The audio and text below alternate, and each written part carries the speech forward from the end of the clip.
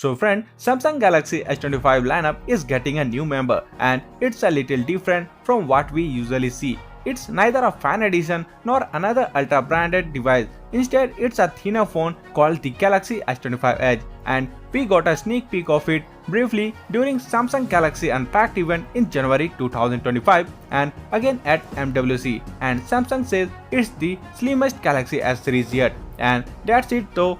Beyond the form factor, Samsung has not revealed much officially. And according to leaks, the Galaxy S25 Edge will measure just 5.84 mm thick and weight around 162 grams. This makes it the lightest and slimmest phone Samsung has released in the years. That could appeal to people tired of the hefty slabs that phones have become, though you have to wonder how much functionality and thermal headroom gets sacrificed along the way.